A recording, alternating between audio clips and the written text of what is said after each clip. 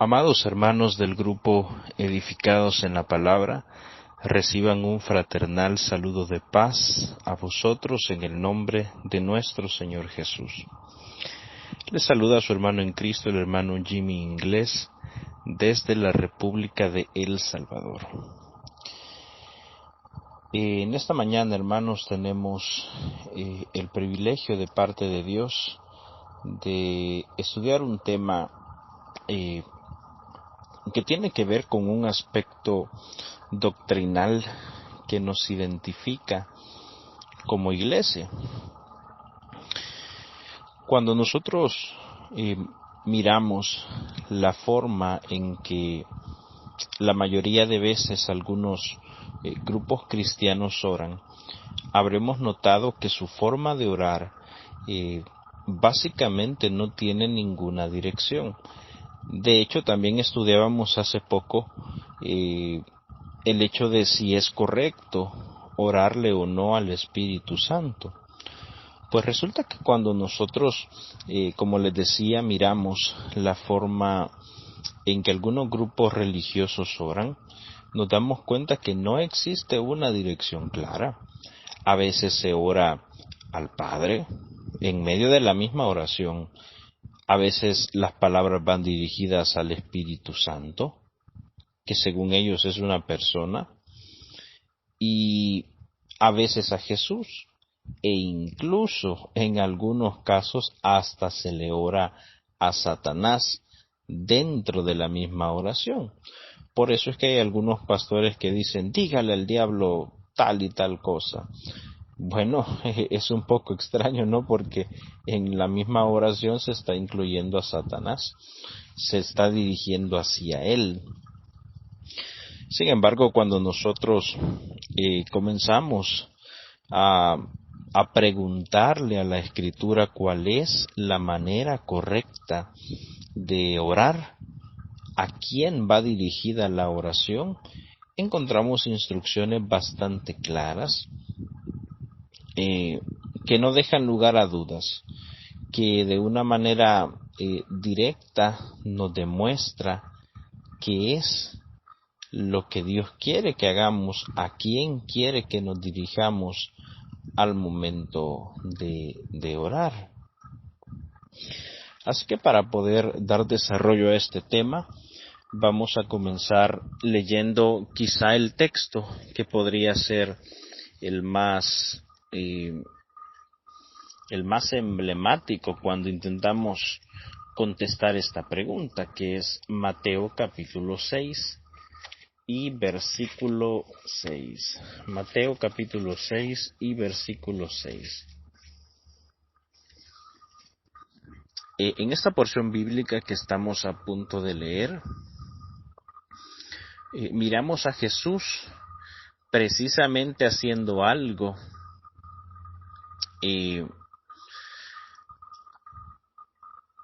algo que nos interesa, pues, porque es lo que estamos buscando saber cómo hacer, de qué manera hay que orar.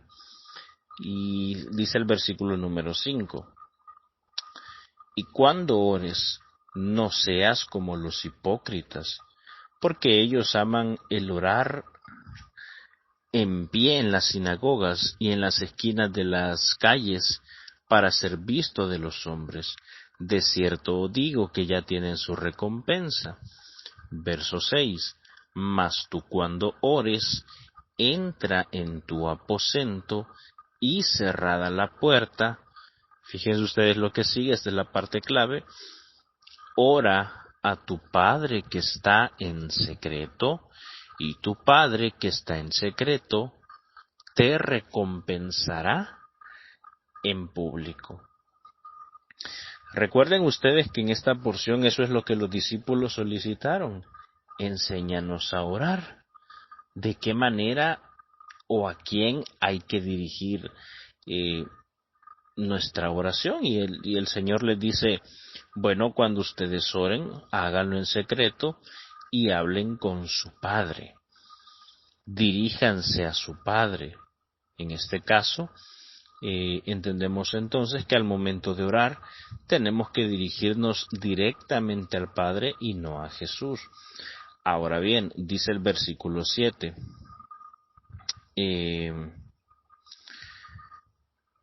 Verso 9 es el que nos interesaría ver. Dice: vosotros pues, cuando oraréis, dice, vosotros pues oraréis así. Fíjense ustedes: Padre nuestro que estás en los cielos. ¿Se dan cuenta? Nuevamente esta misma porción confirma que es directamente al Padre. Ahora bien, encontramos en la Biblia también que las cosas que nosotros hacemos tenemos que hacerlas en el nombre de Jesús. Es por eso que la Iglesia de Dios, cuando ora, se dirige directamente al Padre, pero finaliza la oración haciéndolo en el nombre de Jesús.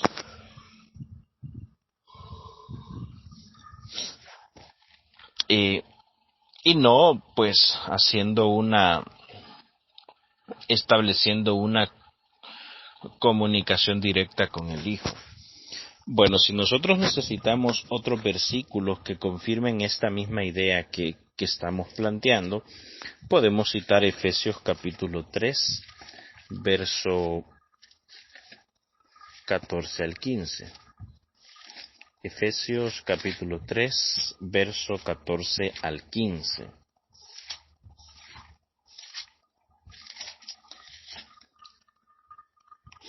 Dice esta porción, Efesios 3, 14 al 15. Por esta causa, dice Pablo, doblo mis rodillas, y ponga una atención acentuada en esto, ante el Padre de nuestro Señor Jesús. ¿Se da cuenta delante de quién doblaba sus rodillas el apóstol Pablo? Y dice, de quien toma nombre toda la familia en los cielos y en la tierra. Ahora bien, si nosotros vamos a Filipenses, nos damos cuenta también que nosotros debemos doblar nuestras rodillas ante el Señor Jesús. De hecho, nosotros encontramos en la Biblia que Jesús también recibe adoración. Por eso cuando nosotros cantamos alabanzas, por ejemplo, mencionamos a Jesús constantemente. Si nosotros en algún momento queremos recitar algunos versículos bíblicos, también podemos dirigirnos a Jesús. Pero el acto mismo de oración tiene que ser delante del Padre. Se puede decir que nosotros doblamos rodillas delante de Jesús en el sentido que lo adoramos, en el sentido que forma parte de nuestra alabanza. Y bueno, eso no es extraño. Y dentro de nuestra organización, buena parte de las alabanzas que cantamos están dirigidas directamente a Jesús. Y este es un dato bastante interesante, porque ustedes se habrán dado cuenta que la mayoría de alabanzas de nuestro himnario no van dirigidas al Padre, sino directamente al Hijo. De hecho, si nosotros revisamos nuestro himnario, nos vamos a dar cuenta que hay una sección bastante grande de alabanzas que están clasificadas como Cristo. Bueno, por lo menos aquí en El Salvador nuestros himnarios traen clasificación, por ejemplo, aquellas alabanzas que tienen que ver con el Espíritu Santo, y ya aparece una lista de himnos que van directamente relacionadas con el tema del Espíritu Santo, de la misma forma con el tema del día de reposo. Y en el caso de Jesús, pues hay una gran cantidad de alabanzas que van dirigidas directamente a Jesús, que nos hablan de Jesús. Entonces, sí reconocemos que a Jesús hay que adorarle, por ejemplo, mediante alabanzas, pero no reconocemos que esto signifique que haya que orarle directamente a Él. Y si bien es cierto, cuando nosotros revisamos algunas partes del libro de los Hechos, hay algunos personajes que sí se dirigieron a Jesús. Pero saben, hay un elemento importante, una razón primordial por la que esto sucedía, y era porque estos siervos estaban teniendo visiones en las cuales miraban directamente a Jesús. Por ejemplo, tenemos el caso de Saulo de Tarso, cuando se le apareció Jesús en una visión, y él dijo: Señor, ¿qué quieres que haga? Allí estaba en una comunicación directamente con Jesús, pues porque se le había aparecido directamente. Esto no era una oración convencional, sino por así decirlo, un cara a cara con el Señor. Lo mismo sucede con Esteban, cuando estaba a punto de morir, apedreado en manos de los judíos. Dice la Escritura que él vio el cielo abierto y a Jesús a la diestra del Padre, y le dijo: en tus manos encomiendo mi espíritu. Pues precisamente por eso, ¿no? Porque había como una visión, estaba directamente Jesús comunicándose con ellos, y por esa razón ellos se dirigieron ante él. Y así posiblemente hayan otros ejemplos. Sin embargo, por lo menos nosotros acá en El Salvador hoy en día no creemos que las visiones estén vigentes. No creemos que Dios se comunique a través de visiones, ni de sueños, ni de nada similar, pues precisamente por lo que dice Hebreos capítulo 1 y verso número 1, que eran cosas por las cuales Dios se comunicaba en el pasado, por medio de sueños, por medio de profetas y demás, pero ahora nos habla por el Hijo directamente por su palabra. Así que he allí la razón por la que en algunos pasajes de la Biblia aparentemente hay una comunicación directa con Jesús. Porque no es una oración convencional. Bueno, hay otro texto que podemos añadir a esto, y este es Primera de Timoteo, capítulo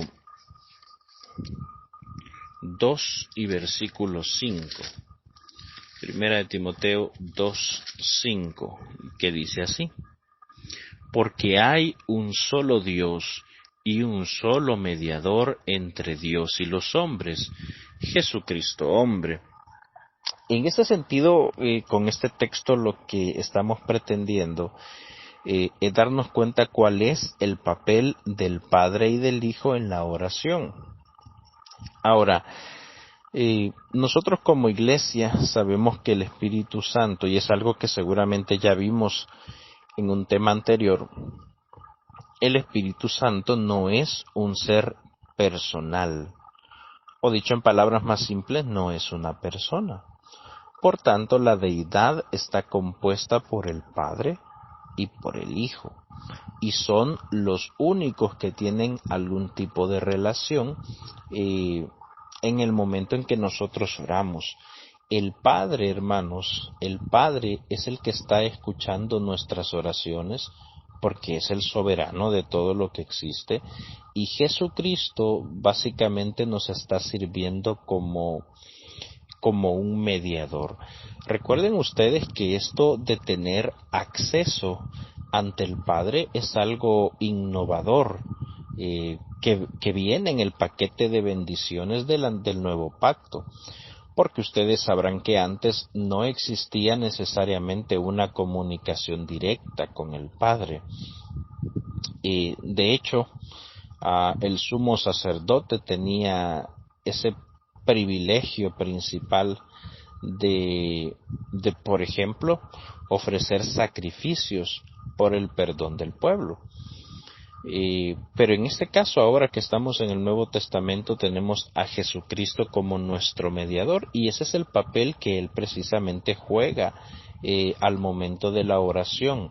Nosotros, por los méritos de Jesús, nosotros por el sacrificio de Jesús, tenemos acceso directo al Padre. Ya no hay un velo que nos esté separando de Él, ni tampoco necesitamos de un ser humano que medie entre nosotros y Dios, sino que es Jesucristo mismo el que cumple ese papel. Así que en este sentido Jesús no es quien recibe nuestras oraciones de forma directa, sino que Él cumple el papel de mediador, de aquel que abre el camino, de aquel que permite que esa comunicación pueda llevarse a cabo. Así que bajo este razonamiento que hemos estado siguiendo, podemos llegar a la conclusión que no es correcto orar a Jesucristo, sino tal y como Él mismo nos enseñó, tenemos que orar únicamente al Padre. Muy bien, hermanos, vamos a dejar hasta aquí este mensaje. Solamente vamos a realizar una oración para finalizar.